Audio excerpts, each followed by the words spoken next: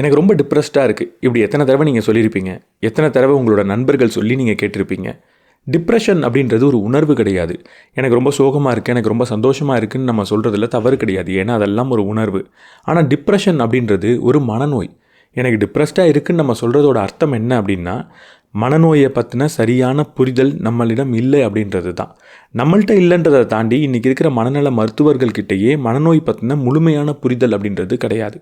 உதாரணத்துக்கு எனக்கு ரொம்ப சளி பிடிச்சிருக்கு, என்ன காரணம் அப்படின்னு போய் கேட்டால் ஒரு மருத்துவரால் சரியாக சொல்ல முடியும்.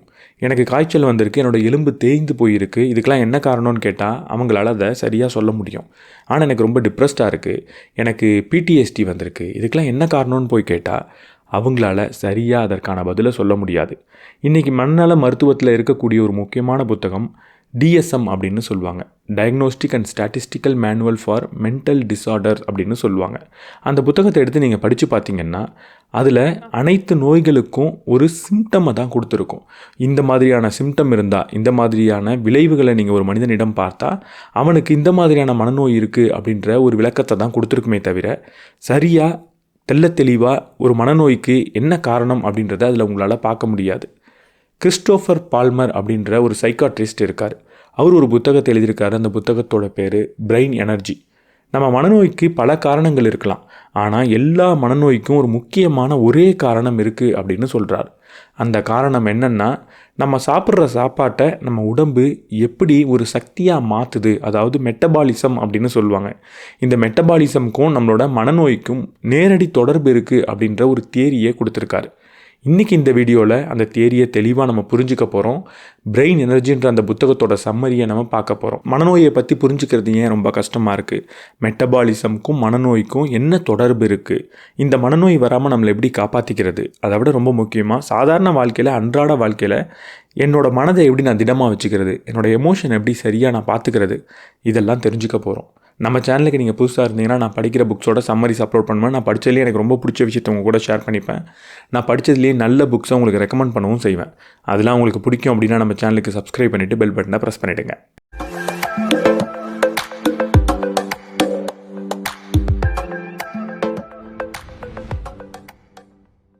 மனநோய்க்கு இந்த மருத்துவர் ஒரு புதிய தேரி, அதாவது ஒரு புதிய கோட்பாடை உருவாக்கியிருக்காரு அப்படின்னு சொன்னேனே. மருத்துவம் இவ்வளவு வளர்ந்ததுக்கு அப்புறமும் ஒரு புதிய கோட்பாடு, அதுவும் முக்கியமாக அடிப்படையை விளக்கக்கூடிய ஒரு புதிய கோட்பாடுக்கு என்ன தேவை? ஏன் ஒரு புதிய கோட்பாடுன்றது தேவைப்படுது? முக்கியமான காரணம் என்ன அப்படின்னா, இந்த மனநோய் சம்பந்தப்பட்ட ஆராய்ச்சியில் மட்டும் இன்னும் தெளிவாக இந்த மனநோய்க்கு இதுதான் காரணம் அப்படின்னு சொல்லவே இல்லை. ஒரு உதாரணத்துக்கு, ஒரு மனிதன் ஒரு பெரிய மாடியிலிருந்து கீழே குதித்து தற்கொலை பண்ணிக்கிறான். இப்போ இவன் ஏன் இறந்து போனான் அப்படின்ற கேள்விக்கு, அவன் மாடியிலிருந்து குதித்ததுனால தான் இறந்து போனான்ன்ற அளவுக்கு தான் இன்றைக்கி இருக்கிற மனநோய் சம்மந்தப்பட்ட ஆராய்ச்சிகள் பதில் சொல்லிக்கிட்டு இருக்குது. ஆனால் உண்மையாக சிந்திச்சு பார்த்தா அவனை மாடியிலிருந்து குதிக்க தூண்டின ஏதோ ஒரு காரணம் இருக்குது. அந்த காரணத்தை இன்றைக்கும் மனநோய் சம்மந்தப்பட்ட ஆராய்ச்சிகள் கண்டுபிடிக்காமையே தான் இருக்குது. அதனால தான் ஒரு புதிய கோட்பாடை இவர் கொண்டு வரணும் அப்படின்னு நினச்சார். மனநோயை பற்றி நம்ம பேசும்போது முதல்ல மனநோய்னா என்னன்ற விளக்கத்தை நான் கொடுத்தாகணும். மனநோய் அப்படின்னா, மூளை வழக்கத்துக்கு மாறாக வெகு நேரம் செயல்பட்டு அந்த செயலால் என்னோட அன்றாட வாழ்க்கை பாதிக்கப்பட்டதுன்னா அந்த செயல்பாடை தான் நம்ம மனநோய் அப்படின்னு சொல்லுவோம். இந்த மனநோயை 3 விதமாக நம்ம பிரிக்கலாம். 1, ஓவர் ஆக்டிவிட்டி, அதிகப்படியாக மூளை வேலை செய்வது. உதாரணத்துக்கு, எனக்கு கொஞ்சமாக பயம் வரணும் இந்த சூழலில், ஆனால் அளவுக்கு அதிகமாக பயம் வருது அப்படின்னா அது ஒரு மனநோய். 2வது, அண்டர் ஆக்டிவிட்டி, எவ்வளவு செயல்படணுமோ அதை விட கம்மியாக செயல்படுறது. நான் இந்த இடத்துல பயப்படணும் ஆனால் எனக்கு பயம் கம்மியாக வருது அப்படின்னா அதுவும் ஒரு மனநோய். 3வது, ஆப்சன்ஸ் ஆஃப் ஃபங்க்ஷன், ஒரு திறனே மூளையில் இல்லாமல் போகிறது. எனக்கு பயம்னா என்னன்னே தெரியாமல் போகிறது. இப்படி ஏதோ ஒரு திறன் நம்ம மூளையில் இல்லாமலே போகிறதும் ஒரு மனநோய் தான். இந்த மனநோய் வருவதற்கான காரணத்தை இன்னி வரைக்கும் ஆராய்ச்சியால் ஏன் கண்டுபிடிக்க முடியல? ஏன்னா நம்ம உடலில் ஏற்படக்கூடிய நோய் மாதிரி மனநோய் அவ்வளவு சாதாரண விஷயம் கிடையாது. அதற்குள்ள நிறைய குழப்பமான விஷயங்களும் இருக்குது. அதில் முதல் விஷயம், மனநோய்க்கு ஒரு தெளிவான காரணத்தை உங்களால் கண்டுபிடிக்கவே முடியாது. நான் ஆரம்பத்தில் சொன்ன மாதிரி நமக்கு சளி பிடிச்சாலோ காய்ச்சல் வந்தாலோ அதுக்கு என்ன காரணம்னு கண்டுபிடிச்சிட முடியும். இந்த வைரஸ் தான் காரணம் அப்படின்னு சொல்லிட முடியும். ஆனால் மனநோய்க்கு எது காரணம் அப்படின்றத இன்னி வரைக்கும் கண்டுபிடிக்கவே முடியல. நான் முதல்ல சொன்ன மாதிரி DSM அப்படின்ற ஒரு புத்தகம் இருக்குது. அந்த ஹேண்ட் புக்கில் என்ன சொல்லப்பட்டிருக்கோ அதன்படி நோயாளியிடம் பேசி நோயாளி சொல்லும் தகவலை வச்சே அந்த நோயாளிக்கு இந்த நோய் இருக்குது அப்படின்றத சொல்லிடுறாங்க. அதனால் உண்மையாக ஒரு டெஸ்ட் பண்ணி பார்த்து ஒரு மனநோயாளிக்கு என்ன நோய் இருக்குன்றதை கண்டுபிடிக்க முடிகிறது கிடையாது. ரெண்டாவது, இப்படிப்பட்ட மனநோய் வந்தால் அதிலிருந்து வரக்கூடிய அறிகுறிகளும் இப்படி தான் இருக்கும்னு நம்மளால் சொல்ல முடியறது கிடையாது. எனக்கு சளி பிடிச்சிருந்தா தும்மல் வரும், இருமல் வரும், மூச்சு விடுவதில் சிரமம் இருக்குன்ற மாதிரியான அறிகுறிகளை என்னால் சொல்லிட முடியுது. ஆனால் ஒரு மனநோய்க்கு இதுதான் அறிகுறின்னு சொல்கிறது ரொம்ப ரொம்ப கடினமானதாக இருக்குது. PTSD, இந்த ட்ராமாவில் பாதிக்கப்பட்ட ஒரு நபர் ரொம்ப கோவப்படுவார். இன்னொரு நபரை நம்ம பார்த்தோன்னா ரொம்ப சோகமாக உட்கார்ந்து அழுவார். அப்போது இந்த ட்ராமாவோட அறிகுறி என்ன? அதிகமான கோபம் வருமா, இல்லை அதிகமான சோகம் வருமா? இந்த அறிகுறியை விளக்க முடியாமல் இருக்கிறதும், ஒவ்வொரு மனிதருக்கும் வெவ்வேறு விதமான அறிகுறி வர்றதுனாலையும், இந்த மனநோய்கள் எதனால் வருது, இந்த மனநோய்களுக்கு எப்படிப்பட்ட அறிகுறிகள் வரும், ஒரு மனிதருக்கு வந்திருக்க நோய் எப்படிப்பட்ட மனநோய்னு விளக்குறது ரொம்ப கடினமானதாக இருக்குது. இதை விட ரொம்ப குழப்பமான ஒரு விஷயம் என்னென்னா, ஒரு சூழலில் சாதாரணமாக இருக்கக்கூடிய ஒரு செயல் இன்னொரு சூழலில் மனநோயாக மாறுது. உதாரணத்துக்கு, பரீட்சைக்கு முன்னாடி எனக்கு ரொம்ப பதட்டமாக இருக்குன்னா அது சாதாரணம். ஆனால் நான் தனிமையில் சும்மா உட்கார்ந்துருக்கேன், தூங்குறதுக்காக படுத்திருக்கேன், இப்போ எனக்கு ரொம்ப பதட்டமாக இருக்குது அப்படின்னா அது ஒரு மனநோய். இப்படி ஒரு சூழலில் சாதாரணமாக இருக்கிற விஷயம் வேறு ஒரு சூழலில் மனநோயாக மாறுதுன்னா இந்த மனநோயை கண்டுபிடிக்கிறது ரொம்ப கடினமானதாக இருக்குது. ஏன்னா முதல்ல சொன்ன மாதிரி மனநோயை நோயாளியிடம் பேசி தான் அவங்களுக்கு என்ன நோய் இருக்குன்றதை கண்டுபிடிக்கிறாங்க. அப்போ என்னை பார்க்க வரக்கூடிய ஒரு நோயாளி எனக்கு ரொம்ப பதட்டமாக இருக்குது அப்படின்னு சொன்னாருன்னா, உண்மையாக அவருக்கு பரீட்சைக்கு முன்னாடி பதட்டமாக இருந்ததா இல்லை தூங்குறதுக்கு முன்னாடி பதட்டமாக இருந்ததான்றதை என்னால் கண்டுபிடிக்கிறது ரொம்ப கஷ்டமானதாக இருக்குது. அதனால ஒரு மனநோய் உண்மையாகவே இருக்கான்னு சொல்கிறதும் ரொம்ப கடினமானதாக இருக்குது. இப்படி மனநோய்க்கான காரணத்தை சொல்கிறது ரொம்ப கடினமாக இருந்து, மனநோய்க்கான அறிகுறிகளும் வெவ்வேறாக இருந்து, ஒரு மனிதன் சொல்கிறது உண்மையாக மனநோய் சார்ந்ததா இல்லை சாதாரண விஷயமான்ற குழப்பம் ஏற்படும் பொழுது மனநோயை பற்றி விளக்குறது ரொம்ப கடினமாக இருக்குது. அதனால தான் இந்த டாக்டர் ஒரு முக்கியமான விஷயத்தை கண்டுபிடிச்சிருக்காரு. எல்லா மனநோய்க்கும் ஒரே ஒரு காரணம் இருக்குது, ஒரு முக்கியமான காரணம் இருக்குது அப்படின்னு சொல்கிறாரு. அதை தான் பிரெயின் எனர்ஜி தியரி அப்படின்ற இந்த புதிய கோட்பாடாகவும் அவர் சொல்கிறாரு. என்னது, எல்லா மனநோய்க்கும் ஒரே காரணம் இருக்க முடியுமா? எப்படி அப்படிப்பட்ட முடிவுக்கு ஒரு மருத்துவரால் வர முடியும்? இவர் நிறைய ஆராய்ச்சியை பண்ணுறாரு, மனநோய் சம்மந்தப்பட்ட ஆராய்ச்சிகள். அதிலிருந்து சில முக்கியமான விஷயங்களை கவனிக்கிறாரு. அது இவருக்கு எல்லா மனநோய்க்கும் பொதுவான காரணம் கட்டாயம் இருந்தே தீரணுன்ற நம்பிக்கையே கொடுக்குது.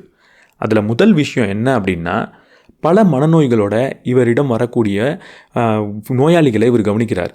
ஒருத்தவருக்கு டிப்ரெஷன் இருக்குது, இன்னொருத்தவருக்கு PTSD இருக்குது. இதற்கெல்லாம் என்ன மருந்து கொடுக்கணும், இதெல்லாம் எப்படி ட்ரீட் பண்ணணும், இதெல்லாம் எப்படி சரி செய்யணும் அப்படின்றத DSM அப்படின்ற மேனுவலில் படித்து தெரிஞ்சுக்கிறார். அதை படிக்கும் போது இவருக்கு ஒரு ஆச்சரியம் ஏற்படுது. வெவ்வேறு மனநோயோடு வந்தாலும் அவங்க எல்லாருக்கும் ஒரே மாதிரியான ட்ரீட்மெண்ட்டும் ஒரே மாதிரியான மருந்தும் கொடுக்கணுன்னு தான் அந்த புத்தகமும் அவருக்கு சொல்லி தந்திருக்கு. அது மட்டும் இல்லாமல் இந்த எல்லா மனநோய்க்கும் இருக்கக்கூடிய அறிகுறிகளும் கிட்டத்தட்ட ஒரே மாதிரி தான் இருக்குது. ஏதோ ஒரு எமோஷன் அதிகமாகுது, ஏதோ ஒரு எமோஷன் கம்மியாகுது. அப்போ நம்மள்கிட்ட வரக்கூடிய பலவிதமான நோயாளிகளுக்கு வெவ்வேறு விதமான நோய் இருந்தாலும் அது எல்லாத்துக்கும் ஒரே மருந்து எப்படி வேலை செய்யும், ஒரே மாதிரியான ட்ரீட்மெண்ட் எப்படி வேலை செய்யும்?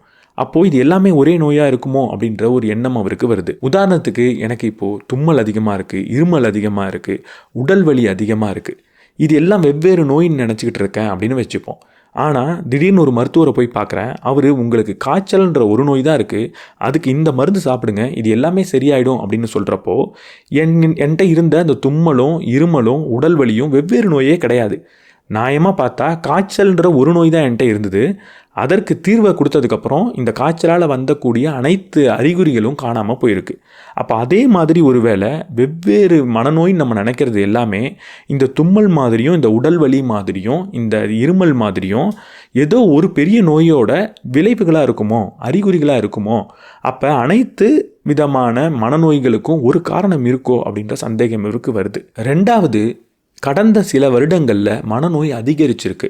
நம்ம எல்லாருக்குமே தெரியும், கடந்த சில வருடங்களில் நம்மளோட ஸ்ட்ரெஸ் அதிகமாகுது, நம்மளோட வேலை பளு அதிகமாகுது, அதனால் மனநோய்கள் அதிகமாகிட்டே போகுது. பொதுவாக ஒரு நோய் அதிகரிக்கிறதுன்றது சாதாரண விஷயம். ஒரு உதாரணத்துக்கு 2020 கோவிட் அப்படின்ற நோய் அதிகரிச்சுது. அப்போ நம்ம எடுத்து பார்த்தோம்னா கோவிடோட எண்ணிக்கை 2018 இருந்ததை விட 2020 அதிகரிச்சிருக்கும். இப்படி ஒரு நோய் அதிகரிக்கிறதுன்றது சாதாரணம். ஆனால் திடீர்னு உலகத்தில் இருக்கிற பல நோய்கள் ஒரே நேரத்தில் அதிகரிக்குமா? அப்படி அதிகரிக்கிறதுக்கான வாய்ப்பு ரொம்ப ரொம்ப கம்மி. இப்போ உதாரணத்துக்கு கோவிட் வந்தப்போ கோவிட் எவ்வளவு அதிகரிச்சிருக்கு அப்படின்ற எண்ணிக்கையை எடுத்தோன்னா அது அதிகரிச்சிருக்கும்.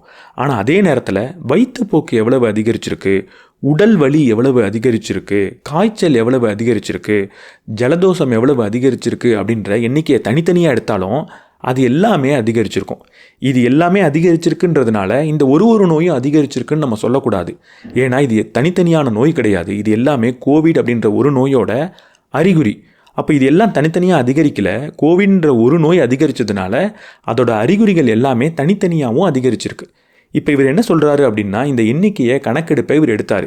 ஒவ்வொரு மனநோயும் எவ்வளவு அதிகரிச்சிருக்கு கடந்த சில வருடங்களில் அப்படின்னு எண்ணிக்கை எடுக்கிறப்போ ஒரு பெரிய அதிர்ச்சி ஏற்பட்டுச்சு. ஏன்னா எல்லா விதமான மனநோயும், அந்த DSM மேனுவலில் போட்டிருக்க அனைத்து விதமான மனநோயும் கடந்த சில வருடங்களில் ஒரே நேரத்தில் ஒரே மாதிரி அதிகரிச்சிருக்கு, ஒரே எண்ணிக்கையிலையும் அதிகரிச்சிருக்கு. எப்படி வெவ்வேறு விதமான நோய்கள் ஒரே எண்ணிக்கையில் ஒரே காலகட்டத்தில் ஒரே மாதிரி அதிகரிக்க முடியும்? அப்போ ஒருவேளை நான் முதல்ல சொன்ன மாதிரி இது எல்லாம் தனித்தனி நோய் இல்லையோ, இதெல்லாம் ஒன்றா சேர்ந்த நோயோ, இல்லை ஏதோ ஒரு பெரிய நோயோட அறிகுறிகளோ இதெல்லாம் அப்படின்றது அவருக்கு தோணுது. மூணாவது, இவரிடம் ஒரு மனநோய் இருக்குது அப்படின்னு சொல்லி வரக்கூடிய நோயாளிகள் ஒரே ஒரு மனநோயோட வரதே கிடையாதான். ஒருத்தருக்கு டிப்ரெஷன் மட்டும்தான் இருக்குது அப்படின்னு சொல்லி வர நபரே கிடையாது. எனக்கு பைப்போலார் டிசீஸ் இருக்குதுன்னு சொல்லி மட்டுமே வரக்கூடிய நபர்கள் கிடையாது. ஒவ்வொரு மனநோயாளிக்கும் பல மனநோய் இருக்கிறத இவரால் பார்க்க முடியுது. நான் முதல்ல சொன்ன அதே உதாரணம் தான். எனக்கு காய்ச்சல் வந்திருக்கு அப்படின்னா உடல் வலி வரலாம், வயிற்றுப்போக்கு வரலாம், வாந்தி வரலாம், தொண்டை வலி வரலாம், இருமல் வரலாம். இப்படி பல அறிகுறிகள் அதுக்கு கட்டாயம் வரும். அப்போது ஒவ்வொரு மனநோயாளிக்கும் பல மனநோய் ஒரே நேரத்தில் இருக்குது அப்படின்னா ஒருவேளை இந்த மனநோய்கள் அனைத்தும் தனித்தனி நோய் இல்லையோ, இது எல்லாமே ஒரு நோயோட அறிகுறியோ அப்படின்ற சந்தேகமே இவருக்கு வருது. கடைசியாக ரொம்ப ரொம்ப முக்கியமாக ஒரு விஷயத்தை இவர் கவனிக்கிறார். இப்படி மனநோயோடு வரக்கூடிய நபர்களுக்கு மனநோய்னு சொல்லப்படாத வேற ஏதாவது அறிகுறி இருக்கா? அந்த அறிகுறியை நம்ம கண்டுபிடிச்சிட்டோம்னா ஒருவேளை அந்த அறிகுறிகளுக்கு எது காரணமாக இருக்குமோ அதே காரணம் இந்த மனநோய்க்கும் காரணமாக இருக்கலாம் அப்படின்னு ஒரு கணக்கெடுப்பை எடுக்கிறார். இவரிடம் வந்த பலவிதமான மனநோயாளிகளுக்கு கிட்டத்தட்ட 90% அதிகமான நபர்களுக்கு மனநோய் மட்டும் இருப்பது இல்லை. அவங்களுக்கு சர்க்கரை நோய் இருக்குது, உடல் பருமன் இருக்குது, இதயம் சம்பந்தப்பட்ட நோய்கள் இருக்குது. இந்த சர்க்கரை நோய்க்கும் இந்த உடல் பருமனுக்கும் இதயம் சம்பந்தப்பட்ட நோய்க்கும் என்ன காரணமாக இருக்க முடியும் அப்படின்னு ஆராய்ச்சி பண்ணி பார்க்குறப்போ அங்கே தான் மெட்டபாலிசம் அப்படின்ற ஒரு விஷயம் வருது. நம்ம சாப்பிட்ற சாப்பாட்டை உடல் எப்படி ஜீரணித்து எப்படி சக்தியாக மாற்றுது அப்படின்றது தான் மெட்டபாலிசம். இந்த மெட்டபாலிசமில் ஒரு பிரச்சனை வரப்போ தான் இந்த மாதிரியான உடல் பருமனும் சர்க்கரை நோயும் இதய நோய்களும் வருது. ஒருவேளை இது எல்லாமே மனநோயாளிகளுக்கு கூடவே இருக்கிறதுனால மனநோயும் இந்த மெட்டபாலிசத்தில் வரக்கூடிய ஒரு பிரச்சனையினால தான் வருதோ, இந்த மெட்டபாலிக் டிஸார்டரோட ஒரு அறிகுறி தான் மனநோயோ அப்படின்ற ஒரு சந்தேகம் இவருக்கு வருது. இந்த சந்தேகம்லாம் இந்த மருத்துவருக்கு வந்ததுக்கப்புறம் தான் இந்த பிரெயின் எனர்ஜி கோட்பாடு அப்படின்ற புதிய கோட்பாடை உருவாக்குறார். இவ்வளோ நேரம் நம்ம என்ன புரிஞ்சுக்கிட்டோம்? நம்மளோட மனநோயை குணப்படுத்துவது ரொம்ப கடினமானதாக இருக்குது. அதற்கு முக்கியமான காரணம் உண்மையான காரணியை நம்ம தாக்காமல் அறிகுறிகளை மட்டுமே நம்ம தாக்கிக்கிட்டு இருக்கோம். ஆனால் காரணின்னு ஒன்று இருக்கா அப்படின்னு பார்த்தா இவ்வளவு நேரம் நம்ம பேசிய விஷயங்களை வச்சு நீங்கள் புரிஞ்சிருக்கலாம். ஏதோ ஒரு முக்கியமான காரணின்றது எல்லா மனநோய்க்கும் பொதுவாக இருக்குது. அது மெட்டபாலிசமாக இருக்கலாம் அப்படின்றதையும் நம்ம இப்போ புரிஞ்சுக்கிட்டோம். அப்போது இந்த பிரெயின் எனர்ஜி கோட்பாடு அப்படின்னா என்ன? நம்ம மெட்டபாலிசமில் வரக்கூடிய பிரச்சனை தான் நம்மளுடைய மூளை சம்மந்தப்பட்ட மனநோய்களுக்கும் காரணம் அப்படின்னு சொல்கிறது தான் பிரெயின் எனர்ஜி கோட்பாடு. இவ்வளவு நேரம் நம்ம மெட்டபாலிசம் அப்படின்னு பேசிக்கிட்டு இருக்கோம். இந்த மெட்டபாலிசம்னா என்ன? நம்ம சாப்பிட்ற சாப்பாடு எப்படி சக்தியாக மாறுதுன்றது தான் மெட்டபாலிசம். நம்ம சாப்பாடு சாப்பிட்றோம், அதில் சர்க்கரை இருக்கும், புரோட்டீன் இருக்கும், கொழுப்பு இருக்கும், மைக்ரோ நியூட்ரியன்ஸ் இருக்கும். இப்போ நம்ம சாப்பாட்டில் இருக்கக்கூடிய இந்த சர்க்கரையை எரிசக்தியாக மாற்றுற ஒரு ப்ராசஸ் தான் மெட்டபாலிசம். என் வயிற்றில் சாப்பாடு கொஞ்சம் கொஞ்சமாக செரிமானமாக ஆரம்பிக்கும், சர்க்கரைன்றது தனியாக பிரிந்து வரும். இப்போ இந்த சர்க்கரை நம்ம கணையத்தில் சுரக்கக்கூடிய இன்சுலின் அப்படின்ற ஒரு ஹார்மோனை தன்னோட எடுத்துக்கிட்டு ரத்தத்தில் சுற்ற ஆரம்பிக்கும். இப்படி ரத்தத்தில் இன்சுலினோட சுற்றக்கூடிய சர்க்கரை இருந்ததுன்னா அது செல்லக்கூடிய பாதையில் ஏதோ ஒரு செல்லுக்கு உணவு தேவைப்படுது, சக்தி தேவைப்படுது அப்படின்னா அந்த செல் இன்சுலினோட வரக்கூடிய சர்க்கரையை உள்ளே அனுமதிக்கும். உள்ள மைட்டோகாண்ட்ரியா அப்படின்ற ஒரு பகுதி இருக்கும். அது கிட்டத்தட்ட ஒரு அடுப்பு மாதிரி. இப்படி இன்சுலினோட வந்த சர்க்கரையை நம்ம மூச்சிலேருந்து வந்த ஆக்சிஜனோட பயன்படுத்தி அந்த சர்க்கரையை எரித்து சக்தியாக மாற்றும். அந்த சக்தியை பயன்படுத்தி உடம்பு தன்னோட வேலையை செஞ்சுக்கும். இப்போ ஒரு வேளை இன்சுலின் கம்மியாக சுரக்குது அப்படின்னு வச்சுப்போம், இல்லை இன்சுலின் ரொம்ப அளவுக்கு அதிகமாக சுரக்குதுன்னு வச்சுப்போம். இந்த மாதிரி சூழலில் என்ன நடக்கும் அப்படின்னா இந்த சர்க்கரையை நம்மளோட மைட்டோகாண்ட்ரியாக்குள்ளே செல்லால் அனுமதிக்க முடியாது. அதற்கான ரெசிஸ்டன்ஸை அந்த செல்லுன்றது வளர்த்துக்கும். அப்போ இந்த சர்க்கரை உள்ளே போல அப்படின்றதுனால போதுமான சக்தி அந்த செல்லுக்கு கிடைக்காது. இப்போ இந்த செல் மெயின்டெனன்ஸ், செல் தன்னைத்தானே புதுப்பிச்சுக்கிறதோ இல்லை புது செல் உருவாகிறதோ இல்லை செல் சரியாக செயல்படுறதோ குறைய ஆரம்பிக்கும். இப்படி ஒரு செல் தன்னோட வேலையை குறைச்சிக்கிறது, அதில் ஒரு பழுது வர்றது தான் மெட்டபாலிசமில் வரக்கூடிய டிஸார்டர் அப்படின்னு நம்ம சொல்லலாம். இந்த மெட்டபாலிக் டிஸார்டர் எங்கெல்லாம் வரலாம்? உடலில் எங்கெல்லாம் செல் இருக்கோ அங்கெல்லாம் வர முடியும். உடலில் எங்கெல்லாம் செல் இருக்குது? உடல் முழுவதும் செல் தான் இருக்குது. அப்படி ஒவ்வொரு இடத்துலையும் இந்த டிஸார்டர் வர்றது வெவ்வேறு விதமான அறிகுறிகளை நமக்கு கொடுத்துக்கிட்டு இருக்கோம். ஹார்ட் ரிலேட்டட் டிசீஸ் வரலாம், கிட்னி ரிலேட்டட் வரலாம், எந்த விதமான நோய் வேணால் நமக்கு வரலாம். அப்படி மூளையில் லிம்பிக் சிஸ்டம் அப்படின்ற ஒரு பகுதி இருக்குது. அதுவும் செல்களால் ஆன ஒரு பகுதி தான். அதுக்கும் சக்தின்றது தேவை. நியாயமாக சொல்லப்போனால் நம்ம சாப்பிட்ற சாப்பாட்டில் பெரும்பான்மையான சக்தி, கிட்டத்தட்ட 20% சக்தி நம்ம மூளைக்கு தான் தேவைப்படுது. அப்போது இந்த சக்தியை செயல்படுத்தக்கூடிய, சக்தியை பிரித்து எடுக்கக்கூடிய திறனில் பிரச்சனை வந்ததுன்னா அது மூளைக்கு தான் முதல்ல மிகப்பெரிய பிரச்சனையாக கொடுக்கும். நம்ம முதல்ல சொன்ன மாதிரி மூளையில் லிம்பிக் சிஸ்டம்னு ஒரு பகுதி இருக்குது. அதோட வேலை என்ன அப்படின்னா நம்மளோட எமோஷன்ஸை, நம்மளோட மூடை கண்ட்ரோல் பண்ணுறது தான் அதோட வேலை. அங்கே இருக்கிற செல்லுலேயும் இதே பழுது ஏற்படும். அப்படி பழுது ஏற்படும் போது அங்கே நிறைய எமோஷன் ரிலேட்டட் பிரச்சனைன்றது வரும். அப்படிப்பட்ட பிரச்சனையை தான் நம்ம வெவ்வேறு விதமான மனநோயாக சொல்லிக்கிட்டு இருக்கோம். நியாயமாக பார்த்தா இது எல்லாம் வெவ்வேறு விதமான மனநோய் கிடையாது, ஒரே நோயோட அறிகுறிகள் தான். அந்த நோயோட பேர் தான் மெட்டபாலிக் டிஸார்டர். நம்ம சாப்பிட்ற சாப்பாட்டை சக்தியாக மாற்றக்கூடிய திறனில் வரக்கூடிய ஒரு குறைபாடு. இந்த மெட்டபாலிக் டிஸார்டர் வரத்துக்கு, இந்த மெட்டபாலிக் ஹெல்த்தில் ஒரு பிரச்சனை வரத்துக்கு என்னெல்லாம் காரணம்? 3 முக்கியமான காரணங்கள் இருக்குது. அதில் முதல் காரணம் ஜெனட்டிக். ஜீன்லேயே அடிப்படையாகவே நமக்கு ஒரு பிரச்சனை இருக்கிறது. நம்மளோட உணவை எப்படி செரிமானம் செய்யணும், அதை எப்படி சக்தியாக மாற்றணும்னு சொல்கிறது டிஎன்ஏ தான். இந்த டிஎன்ஏலேயே ஒரு பிரச்சனை இருந்தது அப்படின்னா கட்டாயம் உங்களுக்கு மெட்டபாலிக் டிஸார்டர் அப்படின்றது இருக்க தான் செய்யும். ஆனால் இந்த டிஎன்ஏல ஜீனில் பிரச்சனை இருக்கிறதுன்றதுலாம் ரொம்ப அபூர்வமான ஒரு விஷயம். எல்லாருக்கும் இது இருக்கவே இருக்காது. சாதாரண மனிதர்களுக்கு இது வரதே வராது. ரொம்ப ரொம்ப அபூர்வமாக அப்பப்போ வரக்கூடிய ஒரு பிரச்சனை. இதுக்கும் தீர்வுன்றது இருக்குது. ஆனால் இதுக்கான தீர்வு ஒரு மருத்துவரை போய் அணுகி தான் நீங்கள் பெற்றுக்கணும். இன்றைக்கி நிறைய டெக்னாலஜி வருது, ஜீன் எடிட்டிங் டெக்னாலஜிலாம் புதுசாக வருது. கண்டிப்பாக இதையும் குணப்படுத்த முடியும், ஆனால் ஒரு மருத்துவரால் மட்டும்தான் முடியும். ரெண்டாவது, இன்ஃப்ளமேஷன் அப்படின்னா நம்மளோட நோய் எதிர்ப்பு சக்தியே நமக்கு எதிராக சண்டை போடுறது. பொதுவாக ஒரு நோய் உள்ளே வந்தது அப்படின்னா நம்மளோட நோய் எதிர்ப்பு சக்தி அதோட சண்டை போட்டு அந்த நோயை கொல்லணும். ஆனால் நோய் எதிர்ப்பு சக்தி நோய் வராமலே நம்ம உடம்பில் இருக்கிற ஏதோ ஒரு விஷயத்தோட சண்டை போட்டுது அப்படின்னா, இல்லை சாதாரண விஷயத்தோட சண்டை போட்டுது அப்படின்னா அதை இன்ஃப்ளமேஷன் அப்படின்னு சொல்லுவோம். ஒரு உதாரணத்துக்கு அலர்ஜி இருக்கும் சிலருக்கு மூட்டு வலி இருக்கும். இந்த மாதிரியான விஷயங்களுக்கு காரணம் இன்ஃப்ளமேஷன் அப்படின்றது தான். எந்த ஒரு நோயும் இல்லை, நம்ம நோய் எதிர்ப்பு சக்தியே நம்ம உடம்புக்கு எதிராக சண்டை போட்டுக்கிட்டு இருக்குது. இப்படிப்பட்ட இன்ஃப்ளமேஷன் வந்தாலும் உங்களுக்கு மெட்டபாலிக் டிஸார்டர் கட்டாயம் வரலாம். இந்த இன்ஃப்ளமேஷன் வரத்துக்கு என்னெல்லாம் காரணமாக இருக்க முடியும்? நம்ம ஒழுங்காக தூங்காமல் இருக்கிறது, கண்டதை சாப்பிட்றது, அளவுக்கு அதிகமான ஸ்ட்ரெஸ்ஸை வச்சுக்கிட்டு இருக்கிறது. 3வது காரணம் ஹார்மோனல் இம்பேலன்ஸ். நம்மளோட மைட்டோகாண்ட்ரியாவுக்கும் நம்மளோட நியூரோ டிரான்ஸ்மிட்டர்ஸ் அண்ட் ஹார்மோன்ஸுக்கும் நிறைய தொடர்பு இருக்குது. இதை வச்சு இது இயங்குது, இதை வச்சு அதுவும் இயங்குது. இதில் ரொம்ப முக்கியமான ஹார்மோன்ஸ் 2 என்ன அப்படின்னா கார்டிசாலும் இன்சுலினும். கார்டிசால் என்ன செய்யும் அப்படின்னா நம்ம எப்போ ஸ்ட்ரெஸ் ஆகணும் அப்படின்றத சொல்லக்கூடிய ஒரு ஹார்மோன். இன்சுலின் என்ன செய்யுன்றதை ஏற்கனவே சொல்லியிருந்தேன். இந்த 2 ஹார்மோன் அதிகமாக சுரந்தாலோ இல்லை சுரக்க வேண்டிய நேரத்தில் சுரக்காமல் போனாலோ இந்த மைட்டோகாண்ட்ரியாவுடைய வேலைன்றது பாதிக்கப்படும். அதாவது நம்மளோட மெட்டபாலிசம்ன்றது பாதிக்கப்படும். அப்போ இப்படிப்பட்ட ஹார்மோன் இம்பேலன்ஸ் வரத்துக்கு என்னெல்லாம் காரணம்? அதே காரணங்கள் தான். ஒழுங்காக நீங்கள் தூங்கலை, கண்டதை நீங்கள் சாப்பிட்டுக்கிட்டு இருக்கீங்க, ஒழுங்கான உடல் உழைப்பு இல்லை. இது இல்லை அப்படின்னா ஹார்மோனல் இம்பேலன்ஸ் உங்களுக்கு வரதை தவிர்க்க முடியாது. அது வந்ததுன்னா இந்த மெட்டபாலிக் டிஸார்டர் வரதை தவிர்க்க முடியாது. அது வந்ததுன்னா மென்டல் டிஸார்டர் வரதையும் தவிர்க்க முடியாது. இந்த மெட்டபாலிக் ஹெல்த்தை இம்ப்ரூவ் பண்ணுறது எப்படி? இவ்வளவு நேரம் எந்த ஆரோக்கியமற்ற செயல்களை நீங்கள் செஞ்சால் உங்கள் மெட்டபாலிசம் பாதிக்கும்னு சொன்னனோ அந்த செயல்களை செய்யாமல் இருக்கிறது தான் ஒரு எளிமையான விடை. முதல்ல நீங்கள் உங்களோட உணவு முறையை மாற்றிக்கிட்டாகணும். எப்படிப்பட்ட உணவை நீங்கள் சாப்பிட்றீங்கன்றதை புரிஞ்சுக்கிட்டாகணும். கடந்த 50 வருடமாக நம்மளுடைய உணவு முறைன்றது ரொம்பவே அளவுக்கு அதிகமாக மாறியிருக்கு. நம்மளுடைய உணவில் ஃபைபர் அப்படின்றது குறைஞ்சிடுச்சு, அதிகமான சர்க்கரை அப்படின்றது தான் இப்போ நம்மள்கிட்ட இருக்குது. அப்போ உங்களோட உணவோட நியூட்ரிஷன் வேல்யூவை நீங்கள் மாற்றிக்க கற்றுக்கணும். முதல்ல சர்க்கரை அப்படின்றது கம்மியாக இருக்கணும் உங்கள் உணவில். ஃபைபர் அப்படின்றது தேவையான அளவில் இருக்கணும். புரதம் புரோட்டீன் அப்படின்றது அதிகமாக இருக்கணும். இந்த மாதிரியான சத்து விகிதம் இருக்கக்கூடிய உணவை தான் நீங்கள் எடுத்துக்கணும். முக்கியமாக இதை ஒன்றை மட்டுமே சாப்பிடுவேன் அப்படின்ற முடிவு எடுக்காமல் எல்லாத்தையும் கலந்து ஒரு பேலன்ஸ்டு டயட்டாக நீங்கள் எடுத்துக்கணும். அடுத்தது, இந்த இன்ஃப்ளமேஷனை அதிகரிக்கக்கூடிய உணவு முறைன்றது உங்கள்கிட்ட இருக்கக்கூடாது.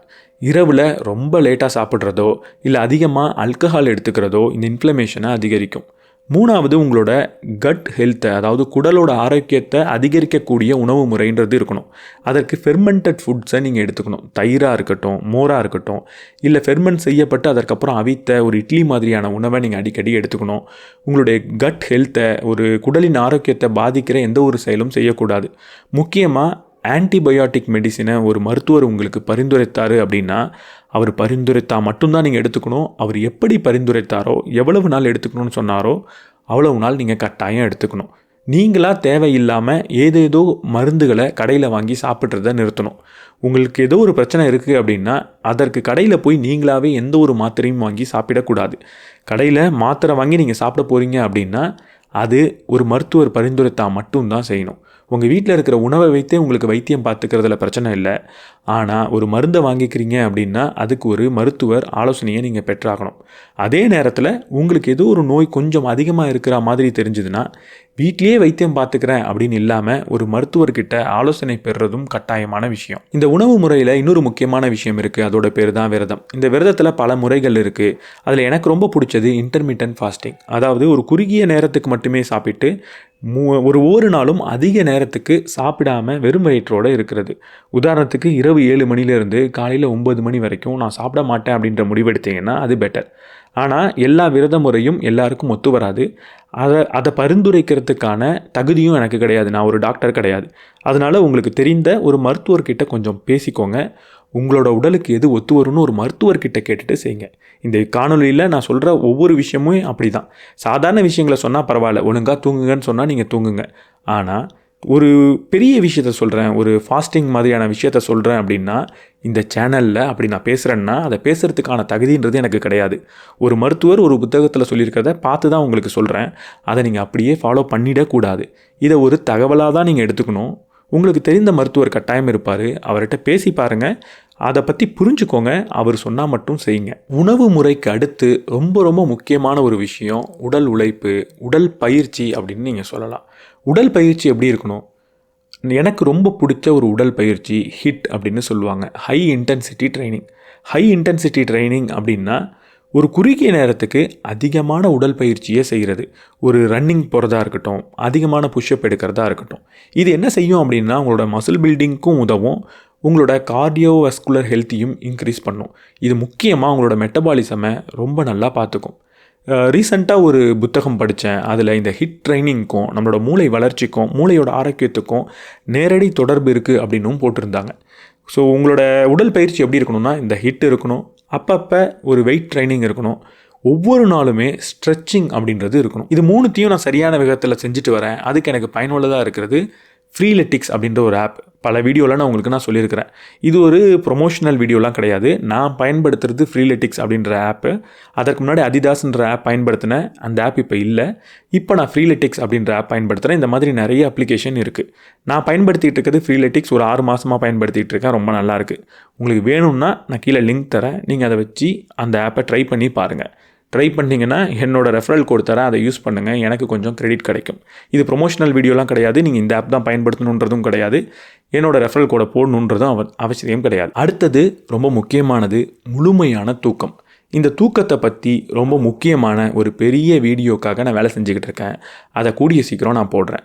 இப்போதைக்கு தூக்கத்தோட முக்கியத்துவம், எப்படி தூங்கணுன்றதை நீங்கள் தெரிஞ்சுக்கோங்க. எப்போ தூக்கம் வருதோ உடனடியாக தூங்குங்க.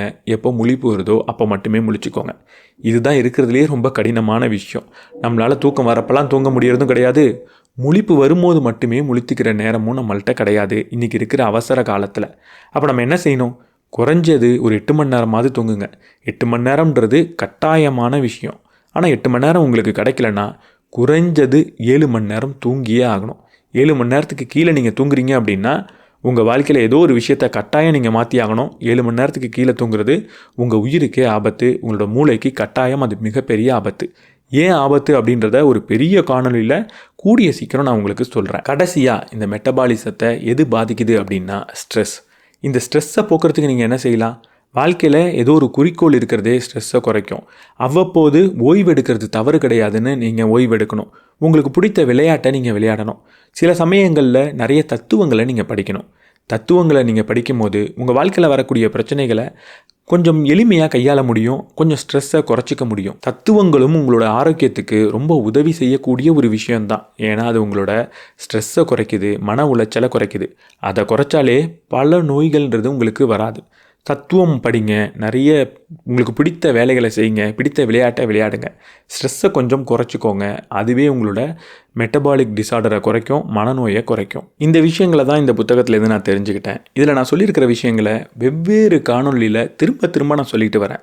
மூளையை கூர்மையாக்கிறதுக்கு என்ன செய்யணும், எப்போவும் இளமையாக இருக்கிறதுக்கு என்ன செய்யணும், ஆரோக்கியமாக இருக்கிறதுக்கு என்ன செய்யணும்னு நான் கேள்வியை வெவ்வேறு விதமாக கேட்டாலும் பதில் ஒன்றாவே இருக்குது.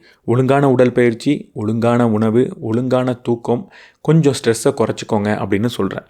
இதே விஷயத்தை திரும்ப திரும்ப நான் பேசிக்கிட்டு இருக்கேன். இதுலேருந்து நீங்கள் புரிஞ்சிக்க வேண்டிய ஒரு விஷயம், நம்ம வாழ்க்கையில் வரக்கூடிய வாழ்வியல் நோய் எல்லாத்துக்குமே இதுதான் தீர்வாக இருக்குது. ஏதோ பெரிய ஒரு நமக்கு புரியாத விஷயங்கள் நம்ம தெரிஞ்சுக்கணுன்ற அவசியம் கிடையாது. நமக்கு தெரியாத ஏதோ ஒரு ரகசியம் இருக்குது, அதை தெரிஞ்சுக்கிட்டால் நம்ம ஆரோக்கியம் ஆயிடலாம் அப்படின்றதுலாம் கிடையாது. ரொம்ப சாதாரணமாக நமக்கு பல வருடங்களாக சொல்லப்பட்ட அதே விஷயந்தான். ஒழுங்கான உடல் உழைப்பு, ஒழுங்கான உணவு முறை, ஒழுங்கான தூக்கம், ஒழுங்கான சந்தோஷமாக நீங்கள் இருக்கிறது, அவ்வளவுதான். இது உங்களுக்கு தெரிஞ்சதுன்னா உங்களோட ஆரோக்கியம்ன்றது கட்டாயம் நல்லா தான் இருக்கும். இதை நான் திரும்ப திரும்ப இன்னும் பல காணொலிகளில் பேசிக்கிட்டே தான் இருக்க போகிறேன். ஏன்னா இதோட முக்கியத்துவத்தை சொல்ல வேண்டிய தேவைன்றது நமக்கு இருக்குது. ஸோ இதை பற்றி நீங்கள் என்ன நினைக்கிறீங்கன்றதை கமெண்ட் செக்ஷனில் சொல்லுங்கள். இந்த வீடியோ உங்களுக்கு பிடிச்சிருந்ததுன்னா லைக் பண்ணிவிட்டு உங்கள் நண்பர்களோட ஷேர் பண்ணுங்கள். நம்ம சேனலுக்கு நீங்கள் புதுசாக இருந்தீங்கன்னா சப்ஸ்கிரைப் பண்ணிவிட்டு பெல் பட்டனை ப்ரெஸ் பண்ணிவிடுங்க.